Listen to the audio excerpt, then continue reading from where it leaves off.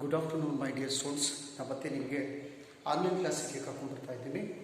ಕಳೆದ ಕ್ಲಾಸ್ನಲ್ಲಿ ಸುಮಾರು ದಿನಗಳ ಹಿಂದೆ ನಾವೇನು ಮಾಡಿದ್ದೀವಿ ಅಂತ ಹೇಳಿದ್ರೆ ಲಾರ್ಡ್ ಕರ್ಜನ್ ಬಗ್ಗೆ ನೋಡಿದ್ವಿ. ಆದರೆ ಇವತ್ತು ನಾವು ನೋಡ್ತಾ ಇರುವಂಥ ಪಾಠ ಯಾವುದು ಅಂತ ಹೇಳಿದ್ರೆ ಹೊಸ ಪಾಠ. 19 ಮತ್ತು 20ನೇ ಶತಮಾನದಲ್ಲಿ ಭಾರತದಲ್ಲಿ ಸಾಮಾಜಿಕ ಮತ್ತು ಧಾರ್ಮಿಕ ಸುಧಾರಣಾ ಆಂದೋಲನ ಅಥವಾ ರಾಷ್ಟ್ರೀಯತೆಯ ಉದಯಕ್ಕೆ ಕಾರಣವಾದ ಅಂಶಗಳು ಅಂತ ಅರ್ಥ. ಭಾರತದಲ್ಲಿ ರಾಷ್ಟ್ರೀಯತೆ ಹೇಗೆ ಉದಯಿಸಲ್ಪಡ್ತು ಅಂತ ಹೇಳಿದ್ರೆ ಈ ಪಾಠದ ಒಂದು ಮುಖ್ಯ ಅಂಶ. ಭಾರತೀಯರಿಗೆ ಸುಮಾರು ಸಾವಿರಾರು ವರ್ಷಗಳಿಂದ ರಾಷ್ಟ್ರೀಯತೆ ಇರಲಿಲ್ಲ. ಹಾಗಾದರೆ ಅವರಲ್ಲಿ ಯಾವ ರೀತಿಯಾದಂಥ ರಾಷ್ಟ್ರೀಯತೆ ಉದಯಿಸುವುದಕ್ಕೆ ಕಾರಣವಾದದ್ದು ಯಾವುದು ಅಂಶಗಳು ಅಂತಂದರೆ ಈ ಪಾಠದಲ್ಲಿ ನೋಡ್ತಾ ಇದ್ದೇವೆ. ಯಾವುದೇ ಒಂದು ದೇಶದ ಸ್ವಾತಂತ್ರ್ಯ ಸಂಗ್ರಾಮ ನಡೀಬೇಕು ಅಂತ ಹೇಳಿದ್ರೆ ಆ ದೇಶದ ಜನರಲ್ಲಿ ರಾಷ್ಟ್ರೀಯತೆ ಉದಯ ಆಗಲೇಬೇಕು ಅಲ್ವಾ? ರಾಷ್ಟ್ರೀಯತೆ ಇಲ್ಲದೆ ಇದ್ದರೆ ನನ್ನ ದೇಶ, ನನ್ನ ಜನ, ನಮ್ಮದು ಅನ್ನೋ ಭಾವನೆ ಬರುವವರೆಗೂ ನಮಗೆ ಇನ್ನೊಬ್ಬರು ಆಳ್ವಿಕೆ ನಡೆಸಿರೋಲ್ಲಿವರೆಗೂ ಆಳ್ವಿಕೆ ನಡೆಸ್ಕೊಂಡೇ ಇರ್ತೀವಿ ನಾವು ಅಲ್ವಾ?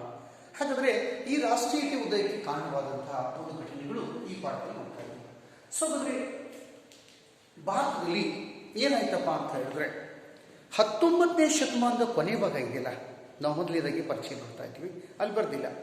19ನೇ ಶತಮಾನದ ಕೊನೆ ಭಾಗದಲ್ಲಿ ಏನಾಯಿತು ಅಂತ ಹೇಳಿದ್ರೆ ಭಾರತದಲ್ಲಿ ರಾಷ್ಟ್ರೀಯತೆ ಉದಯವಾಗಲ್ಪಡ್ತು. ಅಲ್ಲಿವರೆಗೂ ಭಾರತೀಯರಲ್ಲಿ ರಾಷ್ಟ್ರೀಯತೆ ಇರಲಿಲ್ಲ. ನನ್ನ ದೇಶ, ನಾವೆಲ್ಲ ನಮ್ಮವರು, ನಮ್ಮನ್ನು ಇನ್ನೊಬ್ಬರು ಆಳ್ವಿಕೆ ನಡೆಸೋದಕ್ಕೆ ನಮಗೆ ಇಷ್ಟಪಡಲ್ಲ ಅನ್ನೋ ಭಾವನೆಯೇ ನಮ್ಮ ದೇಶ, ನಮ್ಮ ರಾಷ್ಟ್ರೀಯತೆ. ಹಾಗಾದರೆ ಈ ರಾಷ್ಟ್ರೀಯತೆ ಹೇಗೆ ಬಂತು ಭಾರತೀಯರಲ್ಲಿ ಅಂತ ಹೇಳಿದ್ರೆ ಪ್ರಮುಖವಾಗಿ ಪಾಶ್ಚಾತ್ಯ ಒಂದು ಶಿಕ್ಷಣ. ಪಾಶ್ಚಾತ್ಯ ಶಿಕ್ಷಣದಿಂದ ಏನಾಯಿತು ಅಂತ ಹೇಳಿದ್ರೆ ನಾವೆಲ್ಲ ಇಂಗ್ಲಿಷ್ ಭಾಷೆನ ಕಲ್ತ್ವಿ. ಇಂಗ್ಲಿಷ್ ಭಾಷೆನ ಕಲ್ತಿದ್ರಿಂದ ನಮಗೆ ಪರಕೀಯರ ಸಂಸ್ಕೃತಿ ಗೊತ್ತಾಯಿತು, ವಿದೇಶಿಯರ ಸಂಸ್ಕೃತಿ, ಪಾಶ್ಚಿಮಾತ್ಯ ಸಂಸ್ಕೃತಿ ಗೊತ್ತಾಯಿತು. ಹಾಗೆ ಪಾಶ್ಚಿಮಾತ್ಯರ ವಿದೇಶಿ ವಿಜ್ಞಾನ ಗೊತ್ತಾಯಿತು. ಹಾಗೆ ನಮಗೆ ರಾಜಕೀಯ ಒಂದು ಪರಿಸ್ಥಿತಿ ಕೂಡ ಗೊತ್ತಾಗಲ್ಪಡ್ತು. ಪಾಶ್ಚಿಮಾತ್ಯದಲ್ಲಿ ಎಂಥ ರಾಜಕೀಯ ಪರಿಸ್ಥಿತಿ ಅಂತೇಳಿ ರಾಜಕೀಯ ವಿದ್ಯಮಾನಗಳು ಕೂಡ ನಮಗೆ ತಿಳಿಯಲ್ಪಡ್ತು. ಹೀಗೆ ತಿಳಿದಿದ್ರಿಂದ ಏನಾಯಿತು, ನಮ್ಮಲ್ಲಿ ರಾಷ್ಟ್ರೀಯತೆ ಭಾವನೆ ಉದಯಿಸಲ್ಪಡ್ತು. ಸ್ವಾತಂತ್ರ್ಯ, ಸಮಾನತೆ, ಭ್ರಾತೃತ್ವ, ಹಾಗೆ ಬಂಧುತ್ವ, ನಮ್ಮದನ್ನ ವಸ್ತುಗಳ ಬಗ್ಗೆ ಅಭಿಮಾನ, ನಮ್ಮದು ಅನ್ನೋ ಒಂದು ಅಭಿಮಾನ ಕೂಡ ನಮ್ಮಲ್ಲಿ ಉದಯಿಸಲ್ಪಡ್ತು. ಇದರಲ್ಲಿ ಯಾವಾಗಾಯಿತು? ಪಾಶ್ಚಾತ್ಯ ಶಿಕ್ಷಣದಿಂದ ಆಗಿಲ್ಪಡ್ತು. ಪಾಶ್ಚಾತ್ಯ ಶಿಕ್ಷಣ ಪರಿಚಯಿಸಲ್ಪಟ್ಟಂಥ ಬ್ರಿಟಿಷರು ನಮಗೆಲ್ಲ ಇಂಗ್ಲೀಷ್ ಕಲಿಸಿದ್ರು. ಆ ಇಂಗ್ಲೀಷ್ ಭಾಷೆ ನಮ್ಮಲ್ಲಿ ಇದೆಲ್ಲ ಭಾವನೆಗಳಿಗೆ ಕಾರಣ ಆಗಲ್ಪಡ್ತು. ಸ್ವಾತಂತ್ರ್ಯ, ಸಮಾನತೆ, ಬಂಧುತ್ವ, ಹಾಗೆ ನಮ್ಮದು ಅನ್ನೋದ್ರ ಬಗ್ಗೆ ಅಭಿಮಾನಗಳು ಉಂಟಾಗಲ್ಪಡ್ತು. ಇದರ ಜೊತೆಗೆ ನಮ್ಮ ಧರ್ಮ ಇದೆಯಲ್ಲ, ನಮ್ಮ ಈ ಧರ್ಮ, ಭಾರತದ ಧರ್ಮ ಮತ್ತು ಸಂಸ್ಕೃತಿ, ಹಿಂದೂ ಧರ್ಮ ಮತ್ತು ಸಂಸ್ಕೃತಿಯಲ್ಲಿ ಮನೆ ಮಾಡಿಕೊಂಡಿದ್ದಂಥ ಅನೇಕ ಉಳುಕು ಆಚರಣೆಗಳು, ಈ ಉಳುಕು ಆಚರಣೆಗಳಿಂದ ಎಷ್ಟೋ ಜನ ಈ ಹಿಂದೂ ಧರ್ಮ ಬಿಟ್ಬಿಟ್ಟು ಕ್ರೈಸ್ತ ಧರ್ಮಕ್ಕೆ ಹೋಗ್ತಾ ಇದ್ರು. ಅದಕ್ಕೆ ಕಾರಣ ಅಂತ ಹೇಳಿದ್ರೆ ಕ್ರೈಸ್ತ ಮಿಷನ್ ಪ್ರಚಾರ, ಹಾಗೆ ಅವರ ಮಾನವೀಯ ಮೌಲ್ಯಗಳು, ಮಾನವೀಯ ಕಾರ್ಯಗಳು. ಅವ್ರ ಮಾನವೀಯ ಕಾರ್ಯಗಳು ಏನು ಮಾಡ್ತಿದ್ರು ಅಂದರೆ ಉಚಿತವಾಗಿ ವೈದ್ಯಕೀಯ ಚಿಕಿತ್ಸೆ ಕೊಡ್ತಾ ಇದ್ರು ಜನಗಳಿಗೆ, ಉಚಿತವಾಗಿ ಶಿಕ್ಷಣ ನೀಡ್ತಾ ಇದ್ರು. ಇದಕ್ಕೆ ನಮ್ಮವರೆಲ್ಲ ಆಕರ್ಷಣೆಯಿಂದ ಈ ಧರ್ಮ ಬಿಟ್ಟು ಅವರು ಕ್ರೈಸ್ತ ಧರ್ಮಕ್ಕೆ ಹೋಗ್ತಾ ಇದ್ರು. ಯಾಕೆ ಅಂತ ಹೇಳಿದ್ರೆ ನಮ್ಮ ಧರ್ಮದಲ್ಲಿ ಬರೀ ಮೂಢನಂಬಿಕೆ, ಕುರುಡ ಆಚರಣೆಗಳು, ಕಣ್ಣಿದ್ರು ಕುರುಡರಾಗಿ ಆಚರಣೆ ಮಾಡ್ತೀವಿ. ಅದು ಸರಿ ಇದೆಯೋ ತಪ್ಪಿದೆ ಅಂತ ಗೊತ್ತಿಲ್ಲ ನಮಗೆ. ಗೊತ್ತಿದ್ರು ಹುಚ್ಚರಗತಿ ಮಾಡ್ತೀವಿ. ನಮ್ಮ ಅಪ್ಪ ಮಾಡಿದ್ರೆ ನಾವು ಮಾಡಬೇಕು ಅಂತೇಳಿ ಅಲ್ಲ. ಅಜ್ಜ ನೆಟ್ಟಿದಂಥ ಆಲದ ಮರಕ್ಕೆ ಹೋಗಿ ನಾವೆಲ್ಲ ನೇತು ಹಾಕೊಳ್ಳುವಂಥ ಪದ್ಧತಿನ ಬಿಡಬೇಕಾಯ್ತು. ಯಾಕಂದರೆ ಈ ದೇಶದ ಸಂಸ್ಕೃತಿ, ಈ ದೇಶದ ಧರ್ಮದಲ್ಲಿ ಅನೇಕ ಕುರುಡ ಆಚರಣೆಗಳು, ಕುರುಡ ನಂಬಿಕೆಗಳು ಆಚರಣೆಯಲ್ಲಿದ್ದವು. ಹಾಗೆ ದ್ವಂದ್ವವಾದಂಥ ವಿಚಾರಗಳಿದ್ವು. ಈ ಅನಿಷ್ಟ ವಿಚಾರಗಳು, ಅನಿಷ್ಟವಾದಂಥ ಆಚರಣೆ, ಧಾರ್ಮಿಕ ಗೊಂದಲಗಳಿಂದಾಗಿ ಅನೇಕ ಪ್ರಜ್ಞಾವಂತರು ಏನು ಮಾಡಿದ್ರಪ್ಪ, ಸುಶಿಕ್ಷಿತ ತರುಣರು ತಂಡೋಪವಾಗಿ ಈ ಧರ್ಮ ಬಿಟ್ಟು ಕ್ರೈಸ್ತ ಧರ್ಮಕ್ಕೆ ಮತಾಂತರಗೊಳ್ತಾ ಪ್ರಾರಂಭಿಸಿದರು. ಇದನ್ನು ಮನಗಂಡಿದ್ದಂಥ, ಇದನ್ನು ಅರ್ಥ ಮಾಡಿಕೊಂಡಿದ್ದಂಥ ಅನೇಕ ಜನ ಸುಶಿಕ್ಷಿತ ಚಿಂತಕರು, ಅನೇಕ ಜನ ಸುಶಿಕ್ಷಿತ ವಿಚಾರವಾದಿಗಳು, ಹಾಗೆ ಸಾಧು ಸಂತರು, ಸಮಾಜ ಸುಧಾರಕರು, ಇವರೆಲ್ಲ ಸೇರಿ ನಾವು ಇದೇ ರೀತಿಯಾಗಿ ನಮ್ಮ ಧರ್ಮ ಇತ್ತು ಅಂದರೆ ಕೊನೆಗೊಂದು ದಿವಸ ಈ ಧರ್ಮದಿಂದ ಜನಗಳೆಲ್ಲ ಖಾಲಿ ಮಾಡಿ ಕೊನೆಗೆ ಈ ಧರ್ಮನೇ ನಾಶ ಆಗುತ್ತೆ. ಹಾಗಾದ್ರೆ ಏನು ಮಾಡಬೇಕು? ಹಿಂದೂ ಧರ್ಮ ಮತ್ತು ಹಿಂದೂ ಸಮಾಜ ಮತ್ತು ಸಂಸ್ಕೃತಿಯಲ್ಲಿ ಮನೆ ಮಾಡಿಕೊಂಡಿದ್ದಂಥ ಕೆಟ್ಟ ಆಚರಣೆಗಳು, ಧರ್ಮದಲ್ಲಿ ಮನೆ ಮಾಡಿಕೊಂಡಿದ್ದಂಥ ಕೆಟ್ಟ ಆಚರಣೆಗಳನ್ನು ಕೊನೆಗೊಳಿಸಬೇಕು. ಕೊನೆಗೊಳಿಸ್ತಾ ಇದ್ರೆ ನಮಗೆ ಉಳಿಗಾಲಿಲ್ಲ ಅನ್ನೋದು ಗೊತ್ತಾಯಿತು. ಉಳಿಗಾಲ ಇಲ್ಲ ಅಂತ ಗೊತ್ತಾಗಿ ಏನು ಮಾಡಿದ್ರು ಅಂತ ಹೇಳಿದ್ರೆ ಅನೇಕ ಒಂದು ಕುರುಡಾಚರಣೆಗಳನ್ನು ಕೊನೆಗೊಳಿಸಿದ್ರು. ಇವತ್ತು ಕೂಡ ಕೆಲವು ಆಚರಣೆಗಳಿವೆ. ಏನು ದೇವಿ ಹೆಸರಿನಿಂದ ಬ್ಯಾಟಿ ಮಾಡೋದು. ಏನು ದೇವರು ಹುಟ್ಟಿಸಿ ದೇವರು ಯಾವತ್ತಾದರೂ ಕೊಂದು ಅವನನ್ನು ನನಗೆ ಏನಪ್ಪ ಶಾಂತಗೊಳಿಸು, ನನ್ನನ್ನು ಸಮಾಧಾನ ಮಾಡುವಂಥ ಯಾವುದೂ ಅನ್ನಂಗಿಲ್ಲ. ನಾವೆಲ್ಲ ಹುಚ್ಚುತನ ಮಾಡ್ತಾ ಇದ್ದೀವಿ. ದೇವರ ಹೆಸರಿನಿಂದ ಪ್ರಾಣಿಗಳನ್ನು ಕೊಲ್ಲುವಂಥ ಕೆಲಸ ಮಾಡ್ತೀವಿ. ಇದು ದೇವರಿಗೆ ಇಷ್ಟವಾಗದಂಥ ಕೆಲಸ ಅಲ್ವಾ? ಇಷ್ಟವಾಗದೇ ಇರುವಂಥ ಕೆಲಸ. ನಮ್ಮ ಪ್ರೀತಿ ಇತ್ತು ಅಂದರೆ ದೇವರಿಗೆ ಹೋಗಿ ಕುಂಬಳಕ ಹೊಡೋಣ. ನಮಗೆ ತಿನ್ನೋ ಆಸೆ ಚಟ ಇತ್ತಂದರೆ ದೇವ್ರ ಮುಂದೆ ಯಾಕೆ ನೀವು ಕಡಿತೀರಿ? ನಿಮ್ಮನೇಲಿ ಕಡ್ಕೊಳ್ತೀನಿ. ದೇವ್ರ ಹೆಸರಿನಿಂದ ಬಲಿ ಕೊಡೋದು ಪದ್ಧತಿ ಅಲ್ಲ. ಇಂಥ ಅನಿಷ್ಟ ಪದ್ಧತಿಗಳಿಂದಲೇ ಈ ವ್ಯವಸ್ಥೆ ಹಾಳಾಗೋಗಿದ್ದು, ಈ ಧರ್ಮ ಹಾಳಾಗೋಗಿದ್ದು. ಇದಕ್ಕಾಗಿ ಎಷ್ಟೋ ಜನ ಚಿಂತಕರು, ಎಷ್ಟೋ ಜನ ದಾರ್ಶನಿಕರು, ಸಂತರು, ಸಾಧುಗಳು, ಇವರೆಲ್ಲರೂ ಈ ಅನಿಷ್ಟಗಳನ್ನು ಹೋಗಲಾಡಿಸೋದಕ್ಕೆ ಪ್ರಯತ್ನ ಮಾಡಿ ಇವತ್ತು ಇದಕ್ಕೇನಾಗಿದೆ ಅಂದರೆ ಒಂದು ಹಂತಕ್ಕೆ ಬಂದಿದೆ ಈ ಧರ್ಮ, ಈ ಸಂಸ್ಕೃತಿ. ಮತ್ತೆ ಅದನ್ನು ಕೊಲೆಗೆಡಿಸುವಂಥ ಪ್ರಯತ್ನ ನಮ್ಮಿಂದ ಆಗಬಾರ್ದು. ಹಿಂದೂ ನಮ್ಮಪ್ಪ ಮಾಡಿದಾನೆ, ಆ ದುರ್ಗಮ್ಮನ ಭೇಟಿ ಹಾಕಬೇಕು, ಈ ದುರ್ಗಮ್ಮನ ಭೇಟಿ ಹಾಕಬೇಕು. ಯಾವುದೇ ದೇವರು, ನಮ್ಮ ಹಿಂದೂ ದೇವರು ಹಿಂಸೆಯನ್ನು ಬಯಸುವುದಿಲ್ಲ, ಹಿಂಸೆಯನ್ನು ಬಯಸ್ತಾರೆ. ನಾವು ದೇವರ ಹೆಸರಿನಿಂದ ಪ್ರಾಣಿ ಬಲಿ ಕೊಡುವಂಥ ಅನಿಷ್ಟ ಪದ್ಧತಿಗಳನ್ನ ಈಗಾದರೂ ಕೊನೆಗೊಳಿಸಬೇಕು. ಅದಕ್ಕೆ ಎಷ್ಟೋ ಜನ ಈ ಧರ್ಮ ಬಿಟ್ಟೋಗಿದ್ದ ನಾವು ನೋಡಿದ್ವಿ. ಇನ್ನೊಂದೇನು ಅಂತ ಹೇಳಿದ್ರೆ, ಈ ಚಿಂತಕರು ಏನು ಮಾಡಿದ್ರು ಅಂತ ಹೇಳಿದ್ರೆ ಅನೇಕ ಉಳುಕು ಆಚರಣೆಗಳನ್ನು ಕೊನೆಗೊಳಿಸೋದ್ರ ಜೊತೆಗೆ ಪಾಶ್ಚಿಮಾತ್ಯರ ಉತ್ತಮವಾದ ಅಂಶಗಳನ್ನು ಕೂಡ ಈ ಧರ್ಮದಲ್ಲಿ ಅಳವಡಿಸಿಕೊಂಡ್ರು. ಹೀಗಾಗಿ ಏನಾಯಿತು, ಜನರಲ್ಲಿ ಹೊಸತನ ಈ ಭಾರತದಲ್ಲಿ ಭಾರತೀಯ ಸಮಾಜ, ಹಾಗೆ ಭಾರತೀಯ ಧಾರ್ಮಿಕ ವ್ಯವಸ್ಥೆ, ಹಾಗೆ ಭಾರತೀಯ ರಾಜಕೀಯ ವ್ಯವಸ್ಥೆಯಲ್ಲಿ ಹೊಸತನ ಅಥವಾ ಪುನರುತ್ಥಾನವೇ ಈ ಕಾಲದಲ್ಲಿ ನಡೆಯಲ್ಪಡ್ತು. 19ನೇ ಶತಮಾನದ ಕೊನೆ ಭಾಗದಲ್ಲಿ ಹೊಸ ಯುಗವೇ ಪ್ರಾರಂಭ ಆಯಿತು. ಜನಗಳಲ್ಲಿ ಜಾಗೃತಿ ಉಂಟಾಗಲ್ಪಟ್ಟಿತ್ತು, ವೈಚಾರಿಕ ಕ್ರಾಂತಿ ಆಗಲ್ಪಡ್ತು ಇದರಿಂದ. ಈ ವೈಚಾರಿಕ ಕ್ರಾಂತಿಯಿಂದಾಗಿ ಭಾರತೀಯರಲ್ಲಿ ರಾಷ್ಟ್ರೀಯತೆಯ ಮನೋಭಾವನೆ ಉದಯಿಸಲ್ಪಡ್ತು. ಯಾವಾಗ ರಾಷ್ಟ್ರೀಯತೆಯ ಮನೋಭಾವನೆ ಉದಯಿಸಲ್ಪಡ್ತೋ ಆಗ ನಮ್ಮ ದೇಶದಿಂದ ಬ್ರಿಟಿಷರು ಓಡಿಸ್ಬೇಕು, ನಮ್ಮ ತಾಯಿಗೆ ಕೈಗೆ ಹಾಕಿರುವಂತಹ, ಭಾರತ ಮಾತೆಗೆ ಹಾಕಿರುವಂತಹ ಶೃಂಖಲೆಗಳನ್ನು ಕಿತ್ತೊಗಿಬೇಕು, ಅವಳನ್ನು ಸ್ವತಂತ್ರಗೊಳಿಸಬೇಕು, ನಮ್ಮ ನಾಡನ್ನು ಇನ್ನೊಬ್ಬರನ್ನ ಆಳ್ವಿಕೆ ನಡೆಸೋದಕ್ಕೆ ನಾವು ಬಿಡಬಾರ್ದು ಅನ್ನೋ ಭಾವನೆಗಳು ನಮ್ಗೆ ಆವಾಗಲೇ ಬಂದಿದ್ದು. ಹಾಗಾದರೆ ಈ ರೀತಿಯಾದಂಥ ರಾಷ್ಟ್ರೀಯತೆ ಉದಯಕ್ಕೆ ಏನು ಕಾರಣ ಆಗಿತ್ತು ಅಂತ ಹೇಳಿದ್ರೆ ಹಲವಾರು ಕಾರಣಗಳಿದ್ದು. ಆ ಕಾರಣಗಳನ್ನು ನಾವು ಒಂದೊಂದೇ ನೋಡ್ಕೊತ ಹೋಗ್ಬೇಕಾದ್ರೆ ಅದು ಮೊದಲನೇದಾಗಿ ನೋಡಿ, ಪಾಶ್ಚಾತ್ಯ ಶಿಕ್ಷಣ. ಈ ಬ್ರಿಟಿಷ್ ಸರ್ಕಾರ ಅಥವಾ ನಮ್ಮ ದೇಶ ಆಳ್ತಾ ಇರುವಂತಹ ಬ್ರಿಟಿಷರ ಈಸ್ಟ್ ಇಂಡಿಯಾ ಕಂಪನಿ ಅಥವಾ ಬ್ರಿಟಿಷ್ ಸರ್ಕಾರ ಏನು ಮಾಡಿತು ಅಂತ ಹೇಳಿದ್ರೆ ನೋಡಿ, ಕ್ರಿಸ್ತಿ ಶಕ 1857ರಲ್ಲಿ ಭಾರತದಲ್ಲಿ ಮೊಟ್ಟ ಮೊದಲ ಬಾರಿಗೆ, ಯಾವಾಗ ಕ್ರಿಸ್ತಿ ಶಕ 1857ರಲ್ಲಿ ಭಾರತದಲ್ಲಿ ಮೊಟ್ಟ ಮೊದಲ ಬಾರಿಗೆ ಮುಂಬೈ, ಮದ್ರಾಸ್ ಮತ್ತು ಕಲ್ಕತ್ತಾಗಳಲ್ಲಿ ವಿಶ್ವವಿದ್ಯಾಲಯಗಳನ್ನು ಸ್ಥಾಪಿಸಲ್ಪಡ್ತು. ಈ ವಿಶ್ವವಿದ್ಯಾಲಯಗಳು ಏನು ಬ್ರಿಟಿಷರು ಸ್ಥಾಪನೆ ಮಾಡಿದ್ರಲ್ಲ, ಮುಂಬೈ, ಮದ್ರಾಸ್ ಮತ್ತು ಕಲ್ಕತ್ತಾ, ಈ ವಿಶ್ವವಿದ್ಯಾಲಯಗಳು ಏನು ಮಾಡಿದವಪ್ಪ ಅಂತ ಹೇಳಿದ್ರೆ ಭಾರತೀಯರಿಗೆ ಆಂಗ್ಲ ಭಾಷಾ ಅಧ್ಯಯನಕ್ಕೆ ಹಾಗೂ ಪಾಶ್ಚಾತ್ಯ ವಿಜ್ಞಾನದ ಅಧ್ಯಯನಕ್ಕೆ ಹಾಗೂ ಪಾಶ್ಚಾತ್ಯ ರಾಜಕೀಯ ಸಿದ್ಧಾಂತಗಳ ಅಧ್ಯಯನಕ್ಕೆ ಹೆಚ್ಚು ಒತ್ತು ಕೊಡಲ್ಪಡ್ತು. ಭಾರತೀಯರೆಲ್ಲ ಬಾವಿ ಕಪ್ಪಿಯಾಗಿದ್ದರು. ಜಗತ್ತು ಹೇಗಿದೆ ಅಂತ ಗೊತ್ತಿರಲಿಲ್ಲ. ಆದರೆ ವಿಶ್ವವಿದ್ಯಾಲಯಗಳು ಈ ಒಂದು ಭಾರತೀಯರಿಗೆ ಪಾಶ್ಚಾತ್ಯ ಶಿಕ್ಷಣ ಅಂದರೆ ಇಂಗ್ಲಿಷ್ ಶಿಕ್ಷಣವನ್ನು ನೀಡಿದರು. ಇಂಗ್ಲಿಷ್ ಕಲಿಸಿದ್ರು. ಹಾಗೆ ಪಾಶ್ಚಾತ್ಯ ವಿಜ್ಞಾನದ ಪರಿಚಯ ಮಾಡಿದ್ರು. ಪಾಶ್ಚಾತ್ಯ ವಿಜ್ಞಾನದ ಜೊತೆಗೆ ಪಾಶ್ಚಾತ್ಯ ರಾಜಕೀಯ ಸಿದ್ಧಾಂತಗಳನ್ನು ಕೂಡ ಪರಿಚಯಿಸಲ್ಪಟ್ಟಿದ್ದರಿಂದ ಆಗ ನಮ್ಮ ಸುಶಿಕ್ಷಿತ ಯುವಕರಲ್ಲಿ ಏನಾಯಿತು, ಜಾಗೃತಿ ಉಂಟಾಗಲ್ಪಡ್ತು. ನಾವೆಲ್ಲಿದ್ದೀವಿ, ನಮ್ಮ ಸರ್ಕಾರ ಹೇಗಿದೆ, ನಾವಿಂಥ ಸ್ಥಿತಿಯಲ್ಲಿದ್ದೀವಿ, ಜಗತ್ತು ಎಷ್ಟು ಮುಂದುವರಿತಾ ಇದೆ, ಜಗತ್ತಿನಲ್ಲಿ ಇಂಥ ಸರ್ಕಾರಗಳಿವೆ, ಜಗತ್ತಿನಲ್ಲಿ ಯಾವ ರೀತಿಯಾದಂಥ ಒಂದು ಸಾಮಾಜಿಕ ವ್ಯವಸ್ಥೆ ಇದೆ, ವಿಜ್ಞಾನ ಎಷ್ಟು ಮುಂದುವರೆದಿದೆ, ಹಾಗೆ ರಾಜಕೀಯವಾದಂಥ ಎಂತೆಂಥ ಸರ್ಕಾರಗಳು ಸ್ಥಾಪನೆಯಾಗಿವೆ, ತಮ್ಮ ದಾಸ್ಯಗಳನ್ನು ಕೊನೆಗೊಳಿಸೋದಕ್ಕೆ ಜಗತ್ತಿನಾದ್ಯಂತ ಜನ ಹೇಗೆ ಹೋರಾಟ ಮಾಡಿದ್ರು ಅನ್ನೋದು ಅವ್ರಿಗೆ ಮನವರಿಕೆ ಆಯಿತು.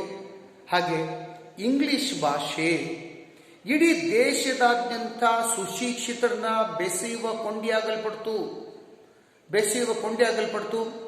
ಹಾಗೇನೆ ಆ ಬ್ರಿಟಿಷರು ಅದೇ ತಾನೇ ಭಾರತದಲ್ಲಿ ಸ್ಥಾಪಿಸಲ್ಪಟ್ಟಂಥ ರಾಷ್ಟ್ರೀಯ ಹೆದ್ದಾರಿಗಳು, ಹಾಗೆ ರೈಲು, ಹಾಗೆ ಅಂಚೆ ಮತ್ತು ತಂತಿ ವ್ಯವಸ್ಥೆಗಳು, ಇವೆಲ್ಲವುಗಳಿಂದ ಏನಾಯಿತು ಅಂತ ಹೇಳಿದ್ರೆ ಸಾಮಾಜಿಕ ಸಂಪರ್ಕ ಹೆಚ್ಚಾಗುತ್ತೆ. ಜನ ಒಂದು ಪ್ರದೇಶದಿಂದ ಮತ್ತೊಂದು ಪ್ರದೇಶಕ್ಕೆ ಸಂಚಾರ ಮಾಡೋದು, ಹಾಗೆ ಅಲ್ಲಿಯ ಪರಿಸ್ಥಿತಿಯನ್ನು ಇಲ್ಲಿ ತಿಳ್ಕೊಳ್ಳೋದು, ಇಲ್ಲಿ ಪರಿಸ್ಥಿತಿಯನ್ನು ಅಲ್ಲಿ ತಿಳ್ಕೊಳ್ಳೋದು, ಹೀಗೆ ಈ ಸುಶಿಕ್ಷಿತರ ಇಂಗ್ಲಿಷ್ ಭಾಷೆ ಏನಾಯಿತು ಅಂದರೆ ದೇಶದಾದ್ಯಂತ ಮೂಲೆ ಮೂಲೆಯ ಜನಗಳಲ್ಲಿರುವಂಥ ಒಂದು ಸಮಸ್ಯೆಗಳನ್ನ ಅರ್ಥ ಮಾಡ್ಕೊಳ್ಳೋದ್ರ ಜೊತೆಗೆ ಅವರ ಮಧ್ಯೆ ಇದು ಬೆಸೆಯುವ ಕೊಂಡಿ ಆಗಲ್ಪಡ್ತು. ಹೀಗೆ ಭಾರತೀಯರಲ್ಲಿ ರಾಷ್ಟ್ರೀಯತೆ ಉದಯಿಸುವುದಕ್ಕೆ ಕಾರಣ ಆಗಲ್ಪಡ್ತು ಈ ಪಾಶ್ಚಾತ್ಯ ಶಿಕ್ಷಣ ಮತ್ತು ಆಧುನಿಕ ಸಾರಿಗೆ ಸಂಪರ್ಕ ವ್ಯವಸ್ಥೆ. ಸೊ ಇದು ಏನಾಯಿತು ಅಂತ ಹೇಳಿದ್ರೆ ಮುಂದೆ ಈ ಸುಶಿಕ್ಷಿತರಲ್ಲಿ ಕುದಿತಾ ಇರುವಂಥ ರಾಷ್ಟ್ರೀಯತೆ ಭಾವನೆ ಜನಸಾಮಾನ್ಯರಿಗೂ ಮುಟ್ಟಿಸುವಂಥದ್ದು, ಯುವಶಕ್ತಿಯನ್ನ ದೇಶದ ಸ್ವಾತಂತ್ರ್ಯಕ್ಕಾಗಿ ಬಡಿದೆಬ್ಬಿಸುವಂಥ ರಾಷ್ಟ್ರೀಯತೆ ಒಂದು ಭಾವನೆ ಉದಯಿಸುವುದಕ್ಕೆ ಕಾರಣ ಆಗಲ್ಪಡ್ತು. ಈ ಪಾಶ್ಚಾತ್ಯ ಶಿಕ್ಷಣದಿಂದಲೇ ನಮ್ಮ ದೇಶದಲ್ಲಿ 19ನೇ ಶತಮಾನ ಮತ್ತು 20ನೇ ಶತಮಾನದಲ್ಲಿ ರಾಷ್ಟ್ರೀಯತೆ ಉದಯಿಸುವುದಕ್ಕೆ ಕಾರಣ ಆಗಲ್ಪಡ್ತು ಅಂತೇಳಿ ನಾವು ಹೇಳ್ಬೋದು. ಹಾಗಾದ್ರೆ ನೆಕ್ಸ್ಟು ಎರಡನೇದಾಗಿ ಇತಿಹಾಸದ ಸಂಶೋಧನೆ. ಸೊ ಇತಿಹಾಸದ ಸಂಶೋಧನೆ ಕೂಡ ಭಾರತೀಯರಲ್ಲಿ ರಾಷ್ಟ್ರೀಯತೆ ಉದಯಿಸೋದಕ್ಕೆ ಕಾರಣ ಆಗಲ್ಪಡ್ತು ಅಂತ ಹೇಳ್ಬೋದು. ಸೊ ಅವತ್ತು ಭಾರತದಲ್ಲಿ ಗತ ಇತಿಹಾಸವನ್ನ ತಿಳ್ಕೊಳ್ಳೋಕೆ ಭಾರತೀಯರು ಯಾರಿಗೂ ಅದ್ರ ಬಗ್ಗೆ ಪರಿಜ್ಞಾನ ಇರಲಿಲ್ಲ. ಆಗ ಭಾರತದ ಗತ ವೈಭವವನ್ನು, ಭಾರತದಲ್ಲಿ ಪ್ರಾಚೀನ ಕಾಲದಲ್ಲಿ ಎಂಥ ವೈಭವದಿಂದ ಆಳ್ವಿಕೆ ನಡೆಸ್ತಾ ಇತ್ತು, ಎಂತೆಂಥ ದೊರೆಗಳು ಆಳ್ವಿಕೆ ನಡೆಸಿದ್ರು, ಅವರು ಇಡೀ ಭಾರತ ಖಂಡವನ್ನಷ್ಟೇ ಅಲ್ಲ, ಪಕ್ಕದಲ್ಲಿದ್ದಂಥ ಅಫ್ಘಾನಿಸ್ತಾನ್, ಪಾಕಿಸ್ತಾನ್, ಪರ್ಸಿಯಾ ಹಾಗೆ ಆಗ್ನೇಯ ರಾಷ್ಟ್ರಗಳು ಕೂಡ ಇವರು ಆಳ್ವಿಕೆಗೆ ಒಳಪಟ್ಟಿದ್ದು ಅಂಥ ಧೀಮಂತ ಆಳಿದಂಥ ದೇಶ ಇದು. ಆದರೆ ಇವತ್ತು ಈ ದೇಶದಲ್ಲಿ ಹುಟ್ಟಿದಂಥ ದರಿದ್ರಗಳಾಗಿದ್ದಂಥ ನಾವುಗಳು ಇನ್ನೊಬ್ಬರ ಆಳ್ವಿಕೆಗೆ ಒಳಪಟ್ಟಿದ್ದೀವಿ ಅನ್ನೋ ಈ ಇತಿಹಾಸದ ಸಂಶೋಧನೆಯನ್ನ ಕಾರ್ಯವನ್ನು ಕೂಡ ಯಾರು ಮಾಡಬೇಕಾಯ್ತು ಅಂತ ಹೇಳಿದ್ರೆ ಅದು ಕೂಡ ಬ್ರಿಟಿಷರೇ ಮಾಡಬೇಕಾಯ್ತು. ಅದರಲ್ಲೂ ಆ ಬ್ರಿಟಿಷರ ಇತಿಹಾಸಕಾರರಂಥ ಸರ್ ವಿಲಿಯಂ ಜೋನ್ಸ್ ಅವರು ಇತಿಹಾಸಕಾರ ಯಾರಪ್ಪ ಮತ್ತು ನಮ್ಮ ದೇಶದಲ್ಲಿ ಮೊಟ್ಟ ಮೊದಲ ಬಾರಿಗೆ ಇತಿಹಾಸದ ಗತವನ್ನು ನಮಗೆ ಪರಿಚಯ ಮಾಡಿಕೊಟ್ಟರು ಅಂದರೆ sir William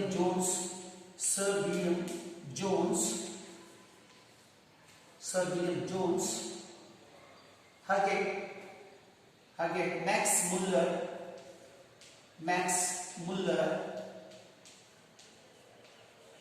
sir John marshal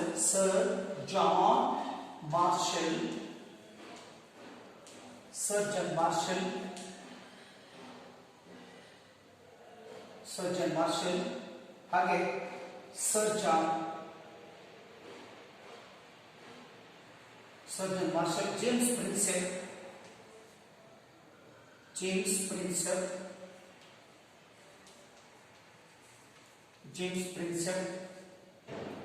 Prinsep ಹಾಗೆ ಮಾನಿಯರ್ ವಿಲಿಯಂ. ಸೊ ಇವರೇ ಮುಂತಾದ ಇತಿಹಾಸಕಾರರು ಏನ್ ಮಾಡಿದ್ರಪ್ಪ ಅಂತ ಹೇಳಿದ್ರೆ ಇವರೇ ಮುಂತಾದ ಇತಿಹಾಸಕಾರರು ಭಾರತದಲ್ಲಿ ಇತಿಹಾಸ ಸಂಶೋಧನೆಯಲ್ಲಿ ತೊಡಗಲ್ಪಟ್ಟರು. ಯಾರು? Sir William Jones, Max Muller ಹಾಗೆ ಸರ್ ಜಾನ್ ಮಾರ್ಷಲ್ ಹಾಗೆ ಜೇಮ್ಸ್ ಪ್ರಿನ್ಸೆಪ್ ಹಾಗೆ ಮಾನಿಯರ್ ವಿಲಿಯಮ್ಸ್. ಇವರೇ ಮುಂತಾದರು ಭಾರತದ ಇತಿಹಾಸದಲ್ಲಿ ಐತಿಹಾಸಿಕ ಸಂಶೋಧನೆ ತೊಡಗಿದ್ರು. ಹಾಗೆ ಭೂಮಿಯಲ್ಲಿ ಹೂತೋಗಿರುವಂತಹ ನಮ್ಮ ಇತಿಹಾಸದ ಒಂದು ಗತ ನೆನಪುಗಳನ್ನು ಹೊರಗೆ ತೆಗೆಯಲ್ಪಟ್ಟು ಭಾರತೀಯರಿಗೆ ನೀವು ಹೇಗಿದ್ರಿ, ಭಾರತದ ಜನ ಹೇಗಿದ್ರಿ, ಭಾರತದಲ್ಲಿ ಎಂಥ ಆಡಳಿತ ಇತ್ತು ಅನ್ನೋದ್ರ ಬಗ್ಗೆ ನಮ್ಗೆ ತೋರಿಸಿದ್ರು.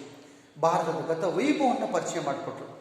ಭಾರತದ ಗತ ವೈಭವವನ್ನು ಪರಿಚಯ ಮಾಡಿಕೊಟ್ಟ ತಕ್ಷಣ ಭಾರತೀಯರಿಗೆ ತಾವು ಹೇಗಿದ್ವಿ, ಎಂಥ ಗತ ವೈಭವವನ್ನು ನಮ್ಮ ದೇಶ ಪಡ್ಕೊಂಡಿತ್ತು, ಆದರೆ ಈ ದೇಶದಲ್ಲಿ ಹುಟ್ಟಲ್ಪಟ್ಟಂಥ ನಾವುಗಳು ಎಷ್ಟು ರಣಹೇಡಿಗಳಾಗಿದ್ದೀವಿ, ನಮ್ಮ ತಾಯ್ನಾಡನ್ನ ಬಿಳಿಯರಿಗೆ ಅಥವಾ ಬ್ರಿಟಿಷರ ನಿಯಂತ್ರಣಕ್ಕೆ ಕೊಟ್ಟಿದ್ದೀವಿ ಅಂದರೆ ನಮಗೆ ನಾಚಿಕೆ ಬರ್ತಾ ಇದೆ.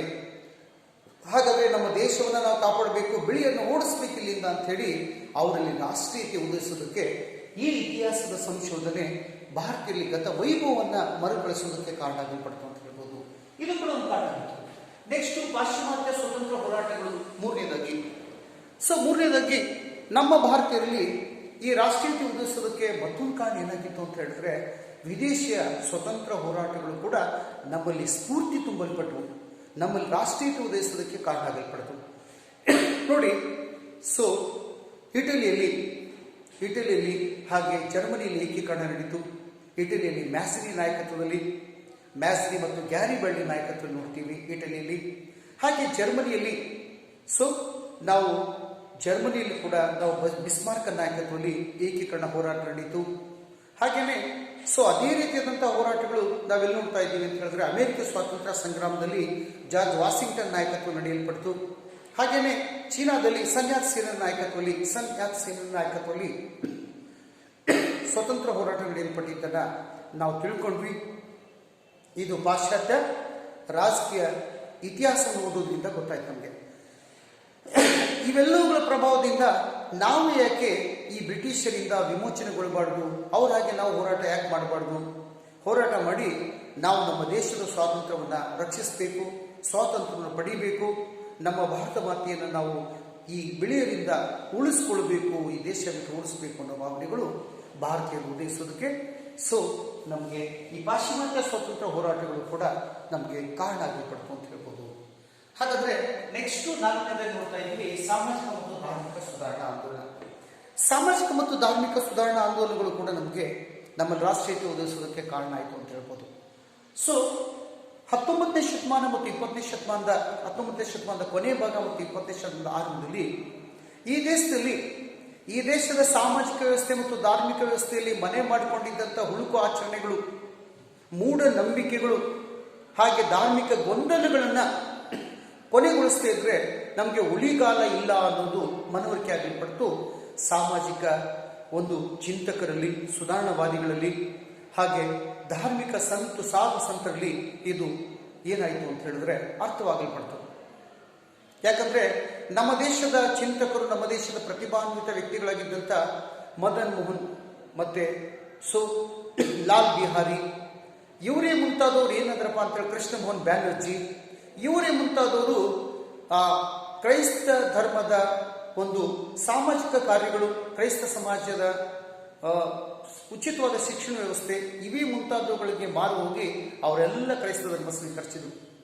ಹೀಗೆ ನಾವೇನಾದರೂ ನಮ್ಮ ದೇಶದ ಸಾಮಾಜಿಕ ವ್ಯವಸ್ಥೆ, ನಮ್ಮ ದೇಶದ ಧಾರ್ಮಿಕ ವ್ಯವಸ್ಥೆಯನ್ನು ಸುಧಾರಣೆಗೊಳ್ಳದೇ ಇದ್ರೆ ಇಲ್ಲಿರುವಂಥ ಎಲ್ಲ ಜನಗಳು ಹಿಂದೂ ಧರ್ಮ ಬಿಟ್ಟು ಹೋಗ್ಬಿಡ್ತಾರೆ. ಅದಕ್ಕೆ ನಾವು ಬಿಟ್ಟು ನಮ್ಮ ದೇಶದ ಸಾಮಾಜಿಕ ಮತ್ತು ಧಾರ್ಮಿಕ ವ್ಯವಸ್ಥೆಯಲ್ಲಿ ಮನೆ ಮಾಡಿಕೊಂಡಿದ್ದಂಥ ಮೂಢನಂಬಿಕೆ, ಹುಳುಕು ಆಚರಣೆ, ಈ ಧಾರ್ಮಿಕ ಗೊಂದಲಗಳನ್ನು ಕೊನೆಗೊಳಿಸಬೇಕು, ಪರಿಶುದ್ಧಗೊಳಿಸಬೇಕು, ಉತ್ತಮವಾದ ಅಂಶಗಳನ್ನು ಅಳವಡಿಸಿಕೊಳ್ಬೇಕು ಅಂತ ಹೇಳಿ ನಮ್ಮ ದೇಶದ ಸಾಮಾಜಿಕ ಚಿಂತಕರು, ಧಾರ್ಮಿಕ ಸಾಧು ಸಂತರು ಹಾಗೆ ಸುಶಿಕ್ಷಿತರು ಏನ್ ಮಾಡಿದ್ರು ಅಂತ ಹೇಳಿದ್ರೆ ನಿರ್ಧರಿಸಿ ಅನೇಕ ಒಂದು ಸಂಘಟನೆಗಳು, ಸುಧಾರಣಾ ಆಂದೋಲನಗಳು ಈ ಕಾಲದಲ್ಲಿ ಪ್ರಾರಂಭ ಆದವು. ಸಾಮಾಜಿಕ ಮತ್ತು ಧಾರ್ಮಿಕ ಸುಧಾರಣಾ ಆಂದೋಲನಗಳು ಇದರಲ್ಲಿ ಪ್ರಮುಖವಾದಂತಹ ಪಾತ್ರ ವಹಿಸಲ್ಪಟ್ಟರು ಯಾವ ಆಂದೋಲನದಲ್ಲಿ ಅಂತ ಹೇಳಿದ್ರೆ ಬ್ರಹ್ಮ ಸಮಾಜ ರಾಜಾರಾಮ್ ಮೋಹನ್ರ ನಾಯಕತ್ವದಲ್ಲಿ, ಹಾಗೆ ಪ್ರಾರ್ಥನಾ ಸಮಾಜ ಆತ್ಮಾರಾಮ್ ಪಾಂಡುರಂಗರ ನಾಯಕತ್ವದಲ್ಲಿ, ಹಾಗೆ ಆರ್ಯ ಸಮಾಜ ಸ್ವಾಮಿ ದಯಾನಂದ ಸರಸ್ವತಿಯ ನಾಯಕತ್ವದಲ್ಲಿ, ಹಾಗೆ ರಾಮಕೃಷ್ಣ ಮಿಷನ್ ಸ್ವಾಮಿ ವಿವೇಕಾನಂದರ ನಾಯಕತ್ವದಲ್ಲಿ, ಹಾಗೆ ಥಿಯೋಸೋಫಿಕಲ್ ಸೊಸೈಟಿ. ಹೀಗೆ ಇವೇ ಮುಂತಾದವುಗಳು ಏನಾದವು ಅಂತ ಹೇಳಿದ್ರೆ ಭಾರತದ ಸಾಮಾಜಿಕ ಮತ್ತು ಧಾರ್ಮಿಕ ಸುಧಾರಣಾ ಆಂದೋಲನದಲ್ಲಿ ಪ್ರಮುಖ ಪಾತ್ರ ವಹಿಸಲ್ಪಟ್ಟರು ಅಂತ ಹೇಳಿ ನಾವು ನೋಡ್ಬೋದು. ಹಾಗಾದ್ರೆ ಮೊದಲನೇದಾಗಿ ನಾವು ಬ್ರಹ್ಮ ಸಮಾಜವನ್ನು ನೋಡೋಣ. ಆ ಬ್ರಹ್ಮ ಸಮಾಜವನ್ನು ನಾಳೆ ನೋಡೋಣ. ಥ್ಯಾಂಕ್ ಯು, ಧನ್ಯವಾದಗಳು.